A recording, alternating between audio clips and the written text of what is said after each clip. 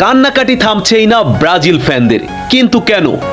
Argentina তাদের ইতিহাসে সেরা কামব্যাক দিল তাই? আসেন এই ভিডিওর মাধ্যমে ওদের পোড়া স্থানে বার্নল লাগিয়ে দেই।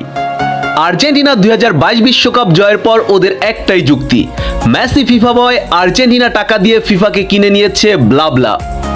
মেসি ফিফার সহায়তায় ট্রফি জিতে, এসব শুনতে এখন ভালোই লাগে, কারণ আমি এই চোদনাদের কান্নাকাটি ভালোই এনজয় করি। আর গতকাল আর্জেন্টিনার অবিশ্বাস্য কামব্যাকের পর নতুন করে শুরু করেছে কান্নাকাটি।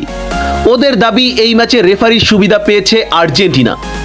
কিন্তু এই বাঙ্গু এমসিরাই গতকালকের ম্যাচের 80 মিনিট পর্যন্ত সামাজিক যোগাযোগ মাধ্যমে আর্জেন্টিনাকে ট্রোল করে লিখেছে, এবার ফিফাও জিতাতে পারবে না আর্জেন্টিনাকে। ওমা, 80 মিনিটের পর দেখি উল্টা ইউটার্ন নিল এই চোদনারা।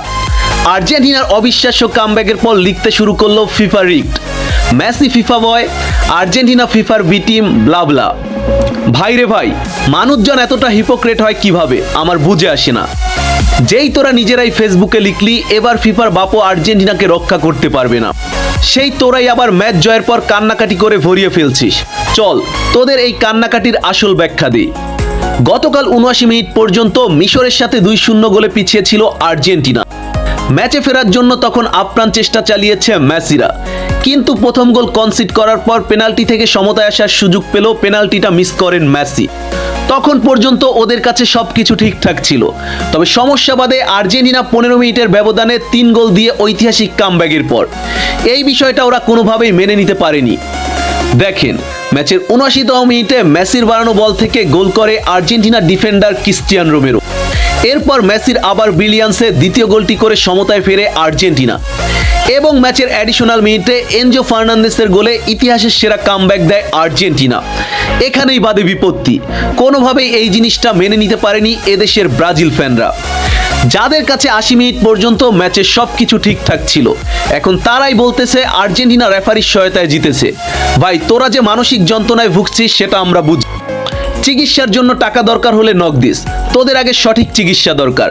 আর হ্যাঁ, যারা সালহার বক্সের ভেতর পড়ে যাওয়ার ইনসিডেন্ট নিয়ে কান্নাকাটি করছেন তাদের উদ্দেশ্যে বলি, এটা কখনোই পেনাল্টি ছিল না। আগে ফিফার পেনাল্টি রুলস পড়ে তারপর কান্নাকাটি করিস। ওইখানে স্পষ্ট দেখা যাচ্ছিল যখন সালহা বল নিয়ে রান নিচ্ছিল তখন ক্লিয়ারভাবে বলটা প্রথমে অন করে আলভারেজ। যখন বলটা সালহার পা থেকে সরে যায় তারপর ব্যালেন্স হারিয়ে আলভারেজের সাথে টাচ লাগে সালহার, যেখানে ফিফার রুলসে বলাই আছে যখন কোনো প্লেয়ার বল টাচ করে সরিয়ে দেবেন তারপর বডি কন্ট্যাক্ট হলে সেটা পেনাল্টি হিসেবে বিবেচিত হবে না। গতকাল 93 মিনিটে আর্জেন্টিনার বক্সে এমনটাই হয়েছিল, যেখানে ক্লিয়ারলি দেখা যাচ্ছে সবার আগে বল অন করে আলভারেজ। তাহলে এটা কোন যুক্তিতে পেনাল্টি হয় রে হাশেম? আর একটি বিষয় নিয়ে জোরে সোরে কান্নাকাটি করছে এই বোকাচন্দ্র বিন্দুরা, কেন ফাউল কলে মিশরের দ্বিতীয় গোলটি বাদ করা হলো। দেখ ভাই, মিশর সেকেন্ড যে গোলটা দিয়েছিল সেখানে ক্লিয়ারলি লিসান্দ্রো মার্টিনেজকে ফাউল করে বল নিয়েছিল মিশরিয়ান প্লেয়াররা। স্পষ্ট দেখা যাচ্ছিল লিসান্দ্রোর পায়ে বল থাকাকালীন বুট দিয়ে আঘাত করা হয় তাকে। এটা যে ফাউল ছিল সেটা জানতে স্পোর্টস অ্যানালিস্টদের পডকাস্ট দেখে নিস। আসলে তোদের কান্নাকাটির বিষয়টা আমরা বুঝি, তোরা এভাবেই কান্নাকাটি চালিয়ে যা। 19 তারিখ আরেক দফায় কান্নার জন্য প্রস্তুত হ। আর হ্যাঁ, মেসি এবং আর্জেন্টিনাকে আবারও ধন্যবাদ ওদের মুখের উপর মুতে দেওয়ার জন্য। ওদের এই কান্নাকাটি দেখার জন্য হলো আর্জেন্টিনার অসাধারণ কামব্যাকের দরকার ছিল। ভ্যামোস আর্জেন্টিনা! আমরা আমাদের 4র্থ নাম্বার ট্রফি খুব শীঘ্রই জিততে যাচ্ছি।